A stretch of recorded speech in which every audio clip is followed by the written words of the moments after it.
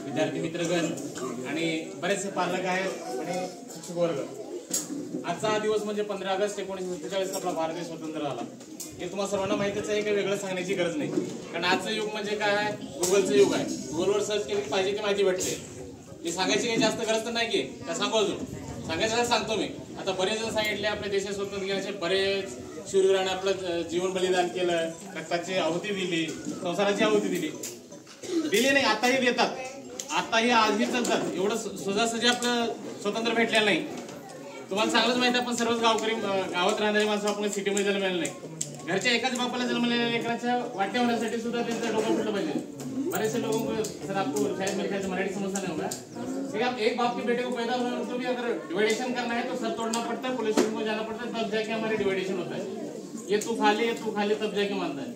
हमारा तो देश का डिवाइडेशन व्हायचा, आमच्या देशाची वाटणी झाली होती, एवढं सहजासहजी मिळालेलं नाही। हे सहजासहजी आपल्याला मिळालं म्हणजे आपण खूप भाग्यवान आहोत, खूप पुण्यवान आहोत। आपण सहजासहजी आपल्याला आयतं सगळं केलेलं मिळालंय। आई वडील आपले कष्ट करतात, पाहिजे ते आपल्याला पुरवतात। आमच्यापेक्षा तुम्ही चांगले, आमच्या पाठीमागच्या लोकांनी खूप कष्ट काढले, त्याच्या पहिल्या लोकांनी खूप कष्ट काढले। आता तुम्ही खूप चांगल्या युगामध्ये आलात। आता जसं म्हणलं गावामध्ये खरंच आहे, भूत ना भविष्य म्हणतात बघा। या अगोदर असं अचिव्हमेंट कधी झालेलं नाही, इतकं मोठं भविष्य कधीच घडलेलं नाही। कारण जे युवराज जन्माच्या 2 मुलांनी जे भविष्य घडवलेत, खरोखर मी दिल्लीमध्ये होतो त्यावेळेस मी रिझल्ट बघितलो। खरंच मी स्वतःला 1 मिनिटासाठी मी म्हटलं स्वप्न तरी बघत नाही म्हणून मी 2 वेळेस व्हॉट्सअप चेक केलो। मी एक सीएसआर ग्रुप म्हणून मिरखालचा ग्रुप आहे, त्याच्यामध्ये दोन्ही मुलांच्या फोटो आले आणि रिझल्ट आले। परत मी बघितलं 2 वेळा बघितलं, यार 400 पैकी 400 मार्क, हे साधी गोष्ट नाही, मजाकची गोष्ट नाहीये। एका विषयामध्ये 100 पैकी 100 घेणं म्हणजे काही मजाक गोष्ट नाही, तोंडची गोष्ट नाही। आजच्या रिझल्ट बघायला गेलं तर खूप लाजिरवाणी गोष्ट आहे। ते 35 आणि 70 माणूस करावं ठरवलं तर काही मोठी गोष्ट नाही तुमच्यासाठी। आता मी माझ्यापेक्षा मोठ्या माणसाला तर मी काही सांगणार नाही, माझ्यापेक्षा ह्याच्यात नाही। बरेचसे मी ह्या शाळेत शिकलेला विद्यार्थी मोठा नाही। जोपर्यंत तुम्ही कष्ट करणार नाही तोपर्यंत ते बदल होणार नाही। बदल घडवायला कोण दुसरा तिसरा येणार नाही, बदल घडवायला कुठला देवधर्म येणार नाही। बदल कोणाला घडवायचे तर तुम्हालाच बदल घडवायचे आहे। आणि जोपर्यंत तुम्ही बदल घडवणार नाही, तुम्ही काय बदल करणार नाही, तोपर्यंत तुमच्या घरचा बदल होणार नाही, तुमच्या जीवनाचा बदल होणार नाही, तुमच्या आईवडिलाचा बदल होणार नाही, तुमच्या संसाराचा बदल होणार नाही। केवळ 7वी 8वीपर्यंत 10वीपर्यंत गव्हर्नमेंट शाळा आहे, आले इथं बसले, टाइमपास केले, दुसऱ्याला कोणाला उल्लू बनवले, दुसऱ्याला तुम्ही कुणालाही उल्लू बनवणार नाही, हे लक्षात ठेवा। तुम्ही उल्लू कुणाला बनवलं, तुम्ही स्वतःलाच बनवलेलं। तुम्ही जर शाळेत जाऊन आम्ही टाइमपास केलो, शाळेत गेलो, पुणे शिक्षकाचा 1 रुपया पगार कमी होईना, प्रत्येक वर्षाला इन्क्रिमेंट वाढले, त्यांची पगार वाढायच्या वाढलेल्या, ते सांगायची गरज नाही, त्याची गरज नाही, तुमची चूक आहे। हे सर काय म्हणून विचारायची गरज आहे तुमची। जे समजत नाही ते एक म्हणता 4 वेळेस विचारा, कुठले सर तुम्हाला येणार नाहीत, कारण या शाळेत शिकलो मी, नागे सर या शाळेत शिकल्यात, तिथं बसलेले बरेच मेंबर या शाळेत शिकलेले आहेत। तानाई सर पाशी मी ट्युशन घेतलेलं आहे, तिकडे शिंदे सर पाशी मी त्यांचे विद्यार्थी आहे। मी सांगायची गरज नाही, कारण तुम्ही जोपर्यंत बदल करणार तुमच्यामध्ये बदल होणार, लक्षात ठेवा। तुम्ही अवघा असं चाललो 10वीपर्यंत टाइमपास केलो, काहीतरी 50-60 केलं, 50-60% तुम्हाला हॉटेलमध्ये सुद्धा नोकरी मिळणार नाही। आता ठीक डोक्यामध्ये पक्क बसलो। शाळा शिकायचं असेल तर खरोखर मनातून करा, उगा दाखवायचं म्हणून करू नका।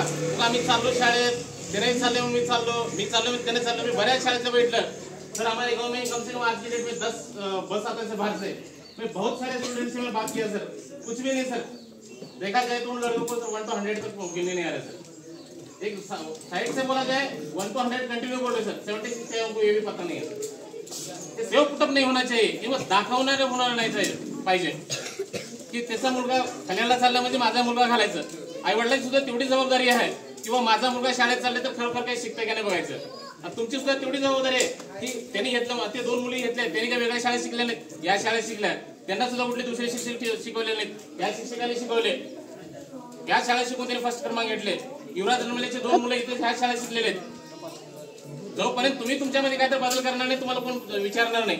माणसाला किंमत नाही या जमान्यामध्ये, या जमान्याला किंमत कोणाला आहे, त्याच्या पदाला किंमत आहे, त्याच्या चेअरला किंमत आहे, त्याच्या नोकरीला किंमत आहे। मी जर शाळा शिकलो नसतो, मला जर नोकरी नसते तर मला इथे स्टेजवर कुणी बोलवलं नसतं, मी तिथं बसून बघितलं असतो।